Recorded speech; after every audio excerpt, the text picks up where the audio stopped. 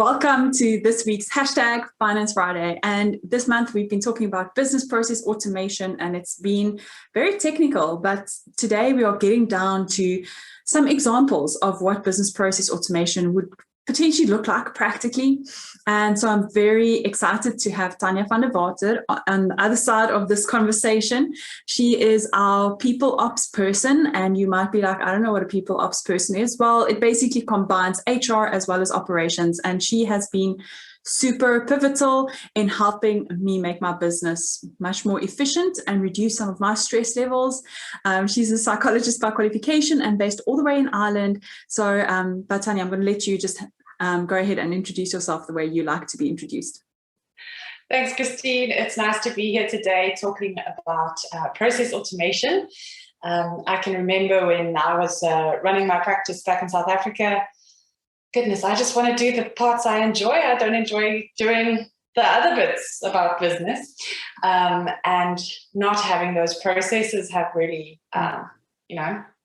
bit me in the bum.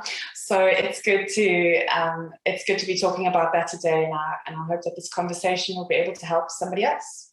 Awesome. So maybe tell us a little bit about the experience that you had with running your practice, things maybe not working the way that it should be, maybe not being as efficient and effective, maybe having someone that is supposed to be designated to be looking after these tasks, but actually not necessarily working the way that you would have expected to. Just like talk us through what's happened in the past. So I remember deciding to become a psychologist at the age of 13, can you believe it? Saying, I want to do this so that I can work from home. I want to run my own business. I can remember from school how teachers would say, such a small percentage of you will ever be employed. The rest of you will have to make your own way and you'll have to make your own business, be an entrepreneur. And I was like, okay, so I'm going to have to run my own business one day. And I think in my innocence, or maybe partly also as part of my training, I knew how to do my job, but I didn't know how to run a business, right? And in that process, there's a lot of marketing, setting up your new business, figuring out what you're about, how your procedures will work from the moment you get a lead to pulling them all the way through to the sale, and then actually, at the end of the day, getting money out of the sale is a whole another chapter. And doing all of that myself was a steep learning curve initially, which was fabulous. But eventually, as my business grew, I can't do all those things myself. And I was very happy to start delegating. But in that process of needing to start delegating, I realized that I don't know if I'm going to be able to trust this person. This is, I'm selling me here. This is very personal, and will I be able to trust this person to represent me accurately, to do the job correctly, to the same standard that I would like? So it was a real teething challenge of trying to set up those processes and systems in a way that also made sense to other humans, not just what I know in my head. Yes, and it was trial and error, and but I think by the end of the day, I was able to do a lot more of what I enjoyed, and able to play to other people's strengths, which was wonderful. So I really feel like, as an entrepreneur, part of your responsibility is to create jobs for other people. So basically that's what my practice existed for, helping people and employing others. So that was sufficiently meaningful for me. And so what am I trying to say? I'm trying to say that as a business owner, it's so hard to transition into that space where I start letting go. And that difficult balance between supervisory oversight and trust, letting go, allowing the process to happen. That's a really difficult tightrope to walk. Absolutely. And I think one of the things that I realized within UPvisor was I've been trying to put standard operating procedures in place since my first year of starting to run the business, but with only me being there, or maybe with the ad hoc employee that comes on, and trying to get them to document the processes, or me to try and get out of my head and onto paper, it wasn't working. I needed a designated resource that would almost like take what I know and spend a little bit of time getting to know the business, getting to know what I know and how I see things working in future. I needed someone that could help me with that. And that is one of the key areas that you were able to assist me with as well, too, to help me get out of my head and get it onto paper, make it possible for other people to follow the steps that I already knew, but either didn't have time to document it. And I mean, who wants to document it in any case, you know? And boring. Exactly. And also getting out of that space of saying, actually, it's faster for me just to do it. Yes, it will probably be faster for me to do it at the beginning. But if I can train someone up and spend a bit of time in making sure that they know what gets done, then it makes so much sense just to get it to someone else. So I found that process was really beneficial for me. Absolutely. And I think it was so valuable for the outsider to come in to say, I don't know anything about accounting or training or whatever. What is this acronym? What does this mean? How does that work? So having the outsider come in if an outsider can understand your process, can understand your system and follow the steps, it's so much easier to hand it over. So I think that's where the Hire a Chameleon then would come in to say, I'm not from your industry. I'm not from your business. I haven't been there since day one. Give me a crash course. Let me adapt and camouflage in your space. But to be able to absorb this information and then give it back in an understandable way for the outsider. So that as your team grows, as you're able to start delegating more tasks, it's understandable to them. And bonus, you don't have to do all the training. You have somebody that knows the steps now. Yeah. So I think that is the true treasure of Hire a Chameleon, to be able to say, here's an outsider who makes it more palatable. And isn't that what a psychologist does, right? You vomit your words and the psychologist says, okay, let's piece these things together. There you go, you can have it back now. So, Hire a Chameleon, psychology for businesses. I like that. Yeah, I definitely think like one of the things that I've also really enjoyed about our relationship is exactly that, what you've said. You are a psychologist, which means that you understand people.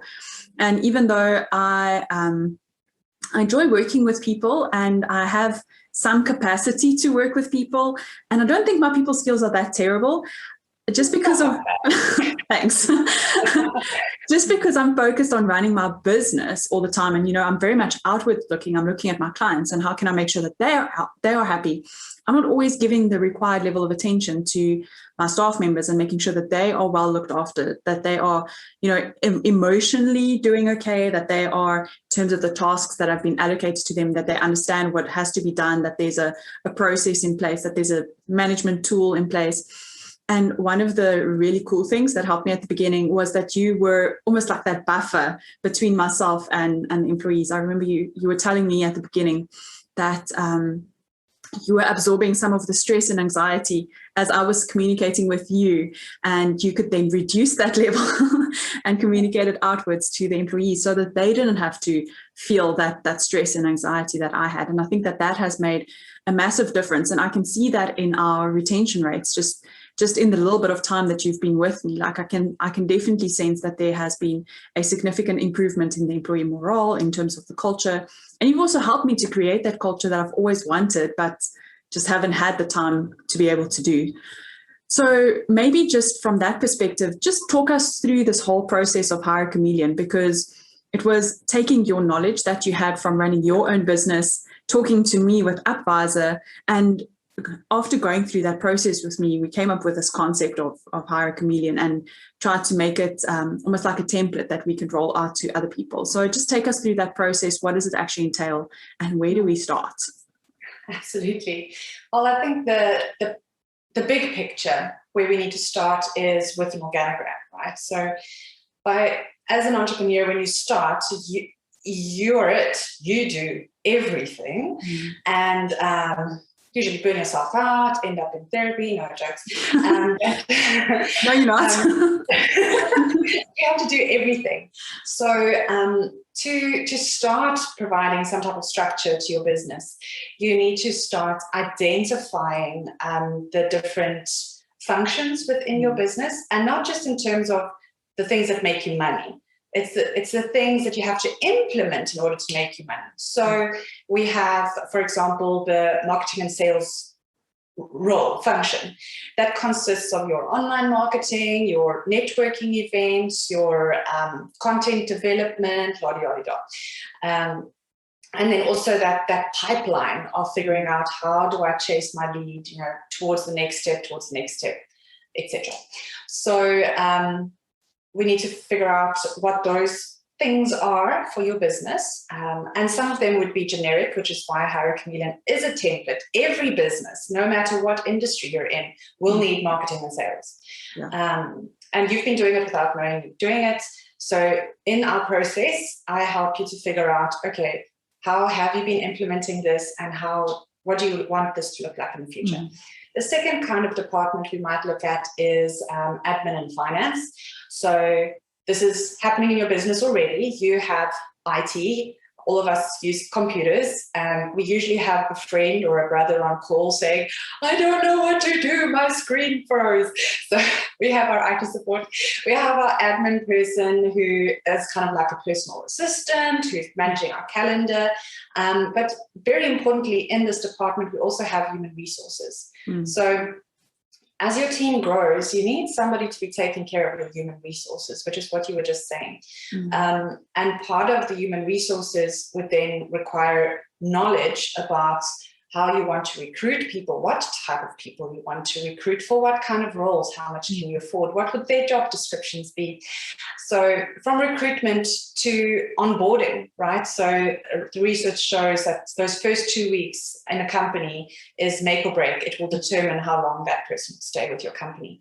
So for you to get the most out of this investment of time and energy and training, you want to make sure that they have the best possible onboarding experience, so they will stay as long as possible. And another part of human resources there would be things like performance management. So the KPIs and horrible hiring and firing meetings we hate having, it's helpful to have a resource available taking care of that for you. So that's, we need to look at, what does your admin and IT system look like, your HR admin and IT system look like, and what do you want it to look like in the future? Probably what we found so far when we've had clients come to us for Hire a Chameleon, it's been the one-man show doing everything.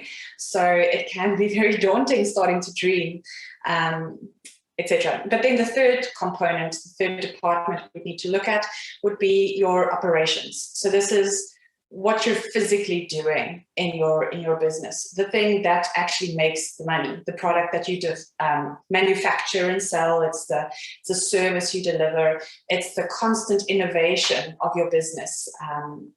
All of those things. So basically, Hire a Chameleon, we start off with this needs assessment where we understand who's been doing what in your business, and in the future, what might this look like? The second part of that needs assessment is to say, okay, what are the nitty-gritty little steps about that, so that we can understand who we might find to be able to do those steps. So that's step one. And we can't skip that step. It's non-negotiable. We need to understand that about your business. But the second step then is what I call cloning. So I want to be able to roll out miniature versions of you who'd be able to provide the same quality service, of what you have been doing so far, perhaps even better. But the cloning that takes place. So we don't clone using machines. That would be great, but maybe a bit unethical. We clone using systems. So things like standard operating procedures and figuring out a system that works for you.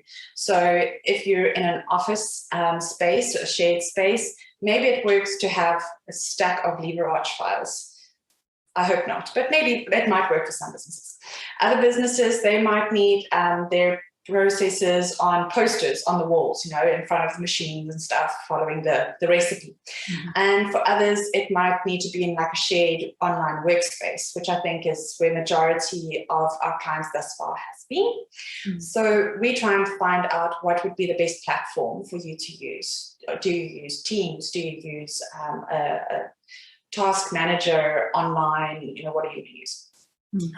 So the step 2, as I've mentioned now, is the cloning process, where we find out what are those standard operating procedures and what system would best marry those procedures.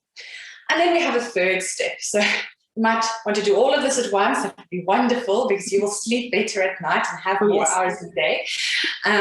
But the third step, which we can stagger, would then be what I call minion loyalty. So now that you have these little clones of yourself, you've identified suitable avenues to recruit them, so that they are affordable for you at a time capacity you can manage, at a skill level that will work for you. From there, we want to make sure that they are loyal. So this investment that you're putting in, how do we make sure they stay? And this is my favorite part of Hire a Chameleon, is to set up that company culture, is to understand what workspace do you want to be. We a few months ago for UPvisor's marketing, I think we did fun workplaces. You know, it's fun to work at Google, where they have sleep pods and a creche and a gym and food, you know. As a small business, maybe you can't afford to buy all your employees standing desks and sleep pods and toys to play with during their lunch break. But what can we do for your business to capture the corporate culture you want? So some people might be more formal as part of the nature of the job. Some people may be very relaxed, and everything in between. So how do we set that up for your unique flavor to come through? And then now that we know this corporate brand, this culture, we make sure it checks certain boxes, like people, your employees know that they are valued, they're rewarded well, they enjoy working, the morale is good. So we set all of those things up so that those research factors are incorporated. But then it means nothing to have this wonderful document or dream, you know, out there, like this is who we are. What you want to do is you want to be able to instill that in other people.